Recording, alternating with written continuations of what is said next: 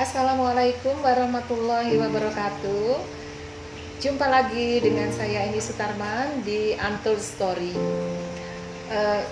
Kemarin kita baru saja memperingati Hari Kesaktian Pancasila. Ada sebuah pelajaran yang bisa kita ambil. Bagaimana negara Indonesia ini didirikan bukan atas dasar hadiah, tapi negara Indonesia berdiri dengan perjuangan dari para pejuang-pejuang kita yang harus mengorbankan air mata, keringat, dan juga titik darah banyak yang sampai harus gugur di medan pertempuran. Dan banyak sekali yang tidak kita tahu, banyak sekali yang tidak terceritakan sampai saat ini.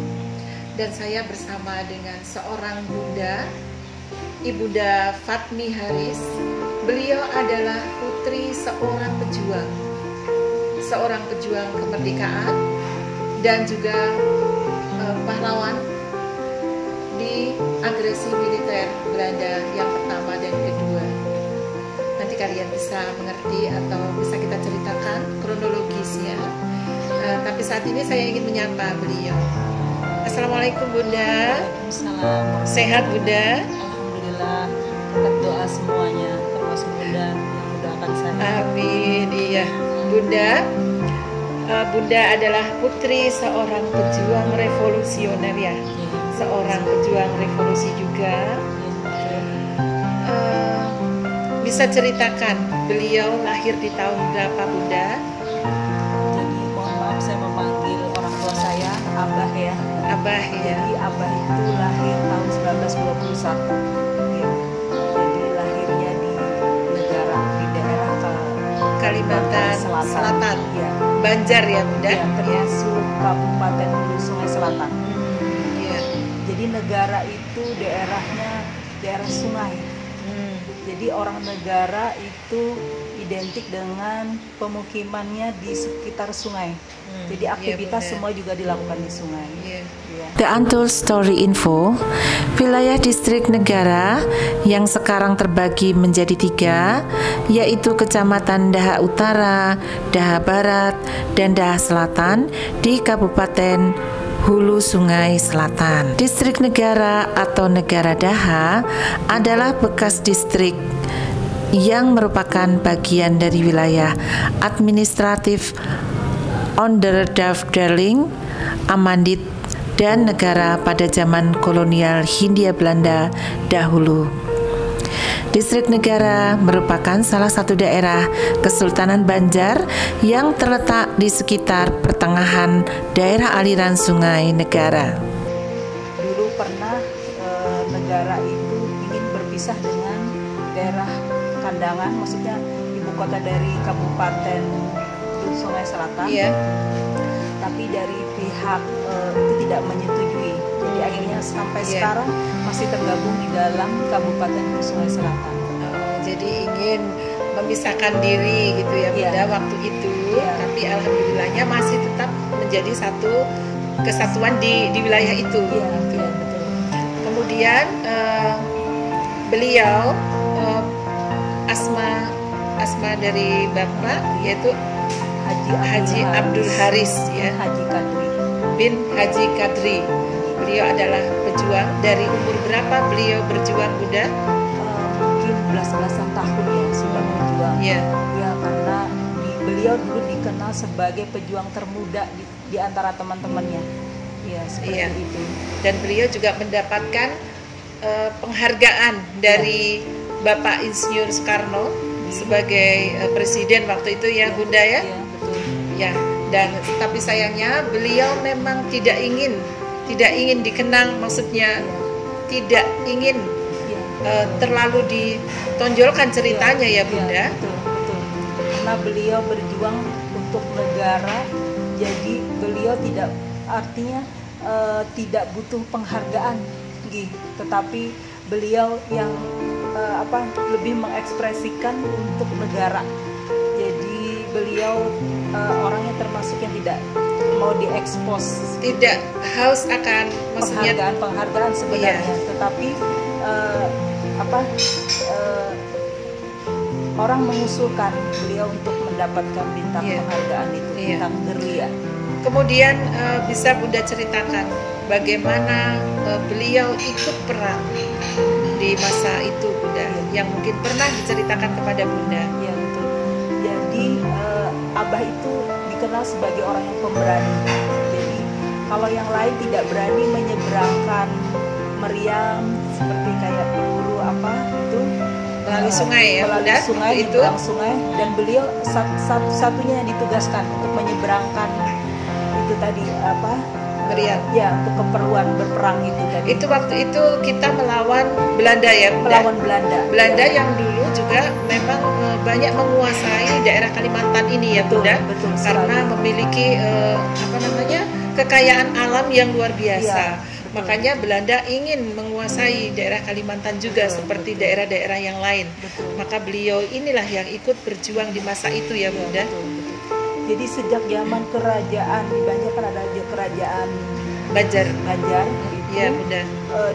Belanda itu sebetulnya sudah ingin melakukan eksploitasi penambangan, Oh iya. tetapi raja-rajanya tidak membolehkan. Tidak. Iya. Oh, iya. Jadi baru sekarang aja tuh tereksploitasi itu, maksudnya ya seperti itu. Nah, jadi masyarakat Banjar itu termasuk masyarakat yang sangat ini ya, Sangat mempertahankan menghargai budayanya, Oh, iya. terus Dan alamnya ya, Bunda, Ya, terutama alamnya, untuk ya. tidak dieksploitasi. ya, ya. Jadi kalau pahlawan, kalau yang dulu-dulu tuh seperti itu, tidak ini. Tidak ingin menguras ya, Menguras, Bunda ya. Iya, betul, Iya. betul. Lebih ke mungkin memanfaatkan tanah untuk menanam, mungkin Iya, Bunda ya, betul, begitu ya betul, seharusnya. betul, iya. Oh ya. Nelayan Terus sebagai nelayan di sungai, kan Iya. banyak sungai. Jadi kan Kalimantan Selatan itu dikenal sebagai termasuk 1000 sungai. iya, Iya. iya. Jadi Abah dengan gagah berani menyeberangkan meriam dari sini ke seberang sungai ya, Bunda. Iya, iya. Itu untuk keperluan perang. Iya, untuk keperluan perang. Jadi biasanya harus diatur waktu bagaimana supaya bisa terselamatkan. Artinya kan Belanda selalu mengincar, Mengintai, ya. pejuang-pejuang itu selalu dicari. Iya. Iya. Kalau dia berada di sungai kan sangat gampang untuk Iya. ditembak atau anu ya, Bunda. Nah itu kalau boleh tahu meriamnya dari mana itu, Bunda? Iya. Kan zaman itu kan namanya meriam kan suatu hal yang besar ya. Iya, betul. Didatangkan dari mana meriam Iya, itu, Bunda? betul. Jadi kebetulan negara itu termasuk dikenal sebagai orang yang pandai besi. Jadi Oh, masyarakatnya mempunyai gitu. keahlian pandai besi, dan itu mereka bikin sendiri. Oh jadi Iya. meriam-meriamnya membuat sendiri. Iya, betul, membuat sendiri. Dan kemudian Sampai Abah? seperti kayak senapan, peluru, itu semua diproduksi sana. diproduksi Di sendiri negara untuk itu. melawan Belanda Melawan waktu itu Belanda. di zaman agresi militer, Agresi yaitu di militer. tahun 1947 sampai 1948 ya, Bunda. Iya, betul. Kemudian menyeberang sampai ke seberang. Betul, iya. Terus kata Abah juga waktu itu, mohon maaf, selisih antara pejuang sama pengkhianat itu, mata-mata itu sangat, kita harus berhati-hati. Oh, ya ini Luar yang biasa. pernah saya ceritakan di Untold Story sebelumnya, Ah. yaitu di Timur Timur, karena Iya. ini juga perang saudara, Bunda. Iya, betul. Yang sebenarnya juga dikompori oleh orang luar negeri Ah, untuk iya. memisahkan diri ya, Iya, Bunda. iya. Jadi sangat kita tidak tahu siapa yang menjadi musuh kita. Iya kan, Betul, Bun ya? betul. Oh, Iya, begitu. seperti Jadi itu mengerikan Iya, sekali, Bunda. Iya, harus hati-hati karena kalau Abah, iya, Heeh. sangat sedikit sekali perbedaannya itu. Jadi kita memang harus berhati-hati. Jadi pada saat kita mau melakukan strategi apapun harus berhati-hati. Jangan sampai ke ada mata-mata yang Iya. kemudian melapor ke Belanda. tapi akhirnya Abah pernah sempat tertangkap ya, Bunda ya? Iya, tertangkap. Jadi Abah waktu itu tertangkap dengan pimpinan beliau, Pak Hasan Basri. Siapakah Hasan Basri? Hasan Basri adalah pahlawan revolusi kemerdekaan. Bergelar Brigjen TNI Purnawirawan Hasan Basri yang lahir di tahun 1923 sampai 15 Juli 1984. Beliau adalah seorang tokoh militer dan pahlawan nasional Indonesia. dianugerahi gelar Pahlawan Nasional Indonesia berdasarkan Surat Keputusan Presiden nomor 110/TK/2001 tanggal 3 November 2001. Setelah proklamasi kemerdekaan, Hasan Basri aktif dalam organisasi pemuda Kalimantan yang berpusat di Surabaya. Dari sinilah beliau mengawali karirnya sebagai pejuang pada tahun 1945. Hasan Basri berhasil menyusup pulang ke Kalimantan Selatan dengan menumpang kapal Bintan Tulen yang berangkat lewat pelabuhan Kalimas, Surabaya. Perkembangan politik di tingkat pemerintah pusat di Jawa menyebabkan posisi Hasan Basri dan pasukannya menjadi sulit. Sesuai dengan perjanjian Linggarjati, Belanda hanya mengakui kekuasaan de facto Republik atas Jawa, Madura, Sumatera. Berarti Kalimantan merupakan daerah yang ada di wilayah kekuasaan Belanda. Perjuangan Hasan Basri di Kalimantan Selatan selalu merepotkan pertahanan Belanda pada masa itu. Dengan puncaknya berhasil memproklamasikan kedudukan Kalimantan sebagai bagian dari Republik Indonesia yang dikenal dengan Proklamasi 17 Mei 1949 atau Proklamasi Kalimantan. Yang sekarang juga jadi jalan-jalan di seluruh Indonesia, yaitu Jalan Haji Hasan Basri ya Bunda. Dan makam beliau persis di pertengahan, seperti kayak di alun-alun persimpangan Jalan Lianganggang di Kalimantan Selatan. Jadi beliau itu berkubur di situ, di Lianganggang itu tadi, bundaran Lianganggang. Nah, jadi semasa betul. Jadi di penjara gimana Bunda? Abah bilang memang ini belakang Abah nih kan tidak mulus. Jadi kenapa kata Abah? Jadi Belanda itu kalau dia ingin memaksa, di mana teman-teman kamu? Kalau kita bilang nggak tahu, dicocol sama rokok, gitu berulang-ulang. Jadi di tahanan itu penuh kekerasan juga Belanda gitu maksudnya. Nah, jadi memang perlu butuh keberanian untuk dan melindungi juga teman-temannya jangan betul. sampai tertangkap lagi. Seperti itu. Berapa lama Bunda di penjara? Saya kurang tahu itu berapa lamanya. Tapi mungkin setelah Belanda mungkin tahunan, kalah kan, setelah itu semua harus Belanda keluar. kembali. Iya. Ya di tahun setelah agresi militer tuh 49 tuh Belanda kalah akhirnya, dan VOC yang harus kembali harus kembali ke negaranya Mas. Setelah agresi. Abah sering cerita ke Belanda itu kan biasanya menyuruh memaksa memanggil tuan. Abah tidak mau. Jadi kata Abah, yang menjadi tuan tuh saya yang memiliki, kami yang memiliki bangsa ini. Anda bukan pemilik bangsa ini, gitu. Ya, Abah sering kayak gitu. Jangan paksa saya manggil Anda tuan, kata Abah. Jadi itu ya Bunda, yang satu yang harus semangat yang harus kita miliki adalah semangat untuk setia kepada nusa dan bangsa. Apapun beliau dicecar dengan sulutan rokok, tapi tidak sulutan api ya Bunda ya, di belakang ya Bunda. Sebenarnya saya tuh itu kan masih kecil, jadi Abah itu kalau ketemu teman-temannya cerita bermalam-malam tuh tentang perjuangan tuh nggak ada habisnya. Beliau memang menjalani, jadi beliau tahu dari sekecil-kecilnya. Bahkan kata beliau, mohon maaf, ada sebagian teman yang mendapat ibaratnya mohon maaf menerima gaji itu yang dulu tidak berjuang, bukan cuma hanya sekedar mohon maaf sama mata-mata atau hanya sekedar ini aja. Saya kata Abah, jadi banyak orang yang memanfaatkan ini juga momen dari perang itu. Maksudnya supaya dianggap pemerintah sebagai pahlawan, padahal sebenarnya enggak gitu. Dan bahkan beliau saya dengar tidak pernah mengambil gaji dari veteran sendiri ya Bunda. Bisa diceritakan mengapa atau latar belakangnya apa sih Bunda, mengapa beliau tidak mau mengambil gaji veteran? Betul. Jadi Abah memang tidak pernah seumur hidup beliau tidak pernah mendapat gaji, maksudnya tidak pernah mengambil gaji veteran itu, tidak pernah. Jadi beliau berpikir bahwa negara tidak bisa membayar saya, Saya hanya hubungan saya dengan Tuhan, karena saya memperjuangkan bangsa ini memang untuk membela hak saya sebagai bangsa, untuk merdeka di tanah saya sendiri. Subhanallah ya Bunda ya. Ya. Jadi kata Abah, pernah Abah bilang, seandainya mohon maaf, mental orang sekarang yang terjadi saat ini, mungkin Indonesia tidak pernah merdeka. Iya betul. Karena rasa pengorbanan selalu meminta dihargai oleh negara. Ya.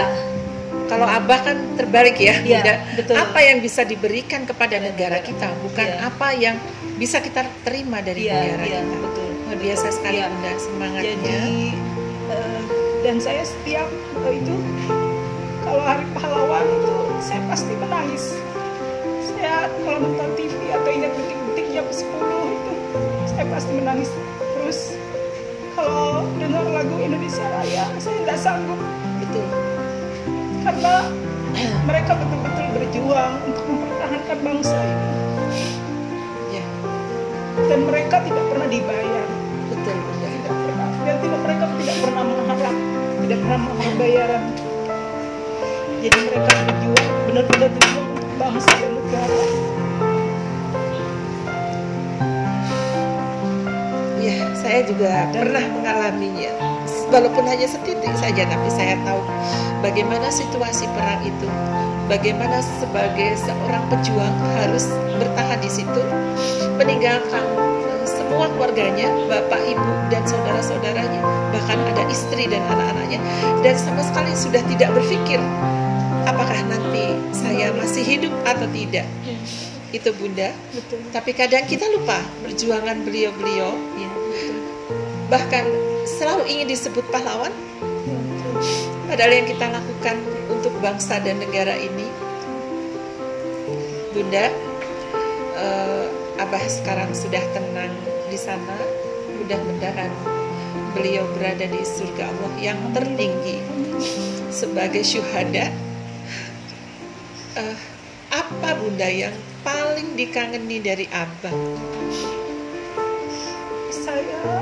Abah selalu sering memberi nasihat sama kita, dan Abah kalau memberi nasihat, Abah tidak pernah memarahi anak, tapi Abah selalu memberi nasihat, dan saya rindu dengan nasihat-nasihat beliau.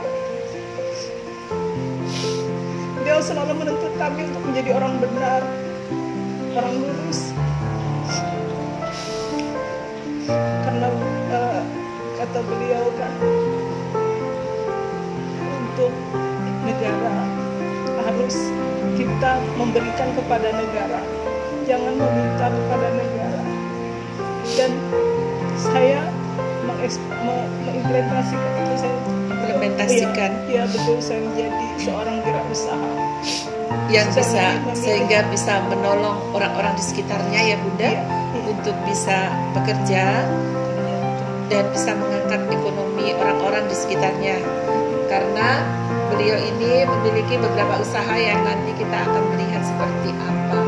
Ini juga sebagai sebuah buah dari pendidikan Abah kepada Bunda ya. Iya, betul. Abah mengajari untuk tidak mudah menyerah.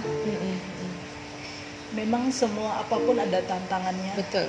Tetapi bagaimana cara untuk lebih mempunyai rasa optimis. Jadi semua orang mempunyai rasa pesimis, tapi Iya, pasti ada Bunda. iya, tapi kadar itu harus kita kecilkan. Oh, Lebih besar iya. kita rasa optimis. Jadi kadarnya harus kita tekan. Iya. Harus dibesarkan optimis dan Betul. Positifnya ya Bunda Betul, ya. betul, Positive vibes ya Bunda ya. Iya, betul. Ya. Iya. Terima kasih sekali Bunda.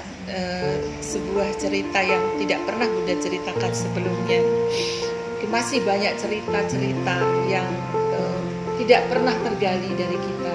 Semoga ada lagi waktu dan kesempatan kita untuk mendalami lagi Bunda, bagaimana perjuangan para syuhada kita untuk mempertahankan, bahkan bukan hanya kemerdekaan ya Bunda. Setelah itu ada di gerakan-gerakan separatis yang ada di berbagai wilayah sebenarnya Bunda, dan para pejuang yaitu para tentara-tentara kita yang juga berjuang untuk mempertahankan mempertahankan negara kesatuan Republik Indonesia. Ini harus kita dukung, Bunda. Dan sekarang perjuangan kita ada di bagaimana kita mempertahankan negara kemerdekaan kesatuan yang sudah dibangun ini. Dan kita hanya cukup untuk menghargai ya, bagaimana perjuangan para pejuang kita, bagaimana merasakan di setiap lagu kebangsaan Indonesia Raya, dan bagaimana menghayati Pancasila dengan sebaik-baiknya, Bunda, kita amalkan dalam segala aspek kehidupan. Karena disitulah Pancasila itu juga selain mengandung semua aspek kehidupan, dan itu sama sekali tidak bertentangan dengan agama yang kita peluk ya, Bunda ya. Betul sekali, betul sekali. Karena Pancasila itu pun disusun oleh orang cendekiawan Muslim. Jadi mereka memang artinya orang-orang yang punya adab. Iya. Jadi kita katakan ibarat sudah artinya mungkin sudah benar-benar didesain untuk kita bisa bersatu, berbangsa dan bernegara ya, Bunda. Karena kita adalah Bhinneka Tunggal Ika, Bunda. Ya. Kita harus bisa menghargai satu sama lain, tidak memandang suku, bangsa, agama, gitu, semua. Kita satu saudara, Bunda, di negara kesatuan Republik Indonesia. Terima kasih sekali Bunda Fatmi Haris sudah memberikan pengalamannya kepada kita. Terima kasih Bunda, dan selamat Hari Kesaktian Pancasila. Dan kita panjatkan doa kepada Abah, semoga beliau diterima di sisi Allah di surga yang paling tinggi.